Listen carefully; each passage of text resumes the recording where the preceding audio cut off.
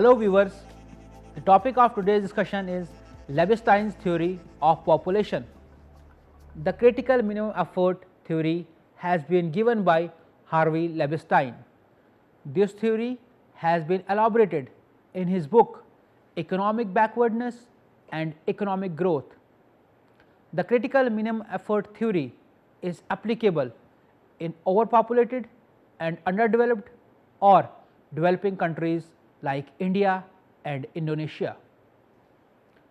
This theory is grouped under balanced growth theories of economic development. Leibenstein theory focused on how large doses of investment in an economy can help it develop. Basic assumptions of the theory. The critical minimum effort theory is based on the following basic assumptions.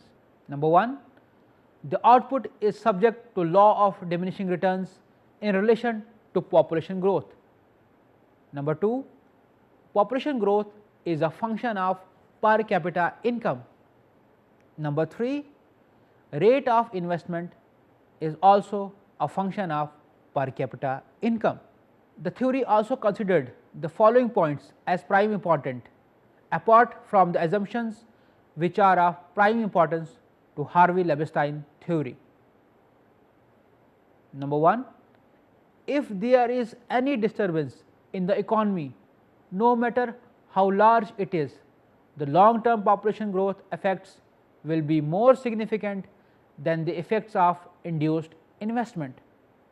Number 2, the system is quasi stable for small disturbance but not for large ones.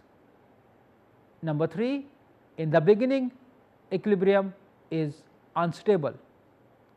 Main propositions of the theory. The critical minimum effort theory is more or less an extension of the Harry-Dommer model. Leibenstein's thesis is based on the following propositions.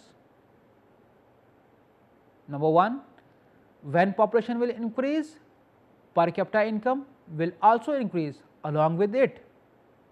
Number 2, the per capita income will increase above the minimum subsistence level. Number 3, there is an upper limit to increase in per capita income, which can be 3 to 4% per annum. Number 4, after this point, the increase in the per capita income will not be accompanied by a general rise in population growth. Number 5, the per capita income instead may also decrease after a certain point. Number 6, this happens because at high income levels people want to keep their family size small to maintain high standard of living. Main hypotheses. There are the following 4 main hypotheses of Leibenstein's theory. Number 1, a backward economy is an equilibrium system. The equilibrium state possesses a degree of quasi stability with respect to per capita income. If the equilibrium of an underdeveloped economy is disturbed, forces that tend to raise per capita income set in motion directly or indirectly. These forces have an effect of depressing per capita income. Number 3, in the disequilibrium state, the effects of income depressing forces are greater than the income increasing forces. And number 4, in any period there is some absolute maximum to the effects of the income depressing forces. On the basis of above hypothesis, Leibenstein concludes that in order to achieve the transition from the state of backwardness to the more developed state, it is required that an economy should receive a certain stimulus to growth, which could be greater than a certain critical minimum size. According to Leibenstein, there are stimulants and shocks which affect equilibrium state.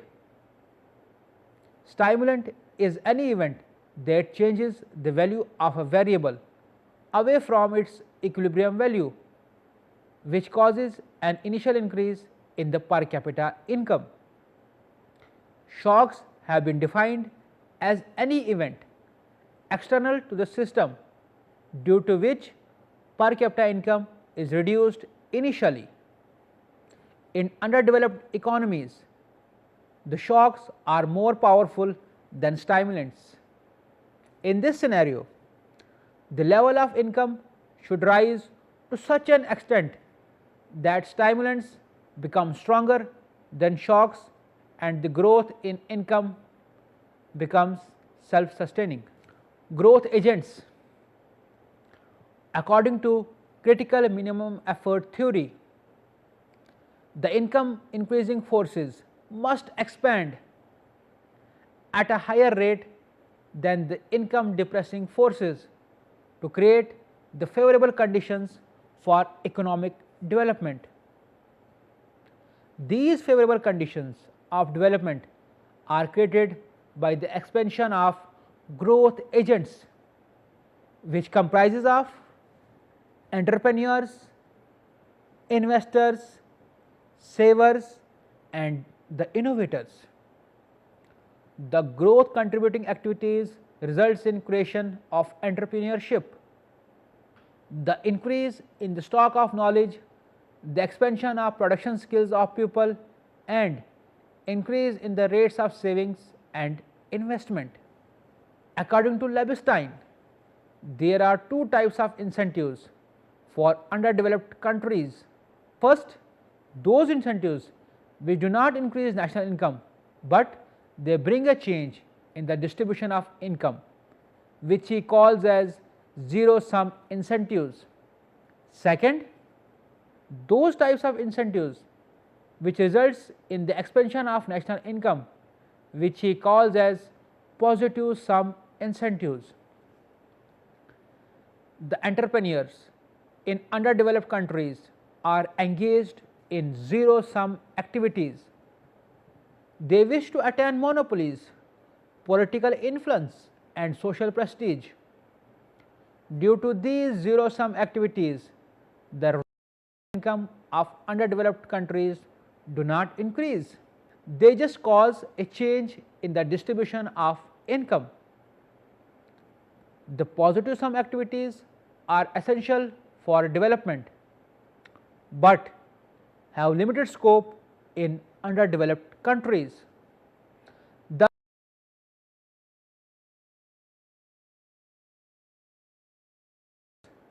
To the positive sum activities for which minimum efforts should be sufficiently large to create an environment to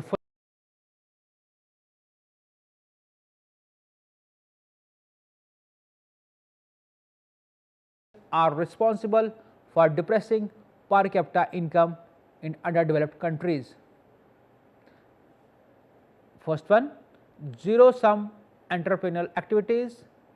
Number 2, conservative activities of organized and unorganized labor. Number 3, the resistance to new knowledge and ideas and attachments to old ideas. Number 4, increase in consumption and unproductive use of those resources which could be used for capital accumulation. 5, increase in population, and number 6, the high capital output ratio. To overcome these influences, a sufficiently large critical minimum effort is required to sustain a rapid rise of economic growth. In this way, the zero sum activities could be overcome and positive sum activities could flourish. The per capita income would increase, which will increase the level of savings and investment. All this will lead to an expansion of growth agents, low capital output ratio, weak income depressing forces, a social environment promoting social and economic mobility, expanding secondary and tertiary sectors and more specialization, and social and economic change leading to decrease in the population. Factor determining the need for a minimum effort. The following factors determine the need for minimum efforts required in the economies. Number 1, there is presence of indivisibilities in the factors of production. It is necessary for the economy to have investment of a certain minimum size. Number 2, in a closed economy, industries are interdependent. Therefore, industry 1 will require material from industry 2 and so on. For one industry to exist, the other must also exist. The minimum effort required for all these industries to exist should be of considerable amount. This leads to a notion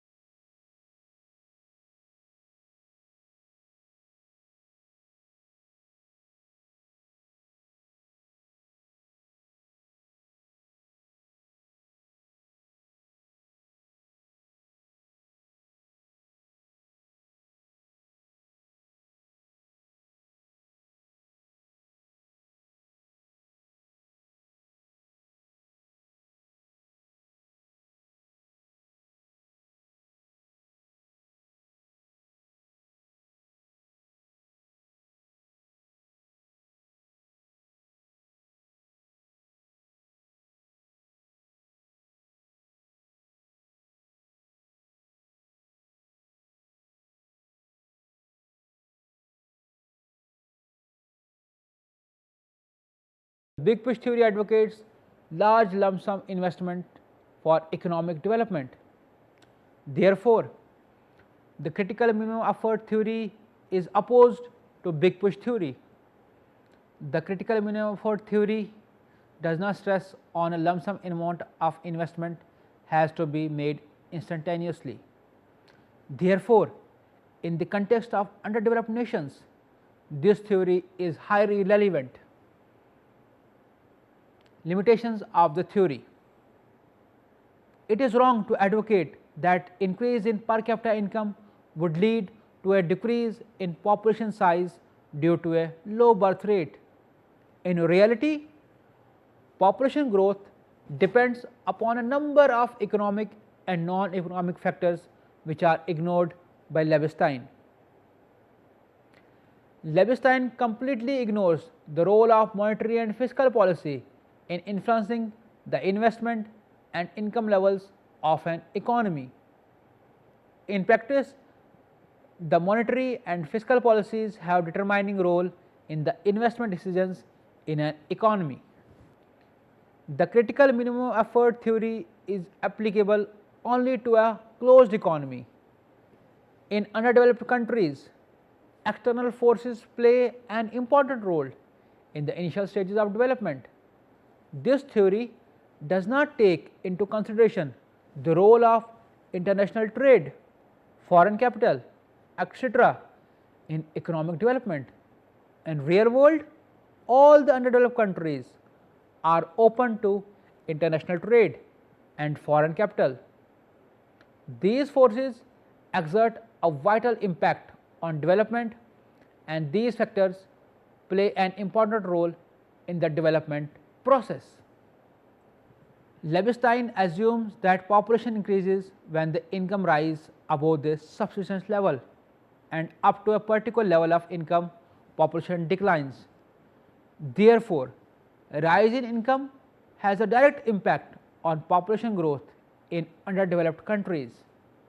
In reality, the relationship between per capita income and population growth is not so simple.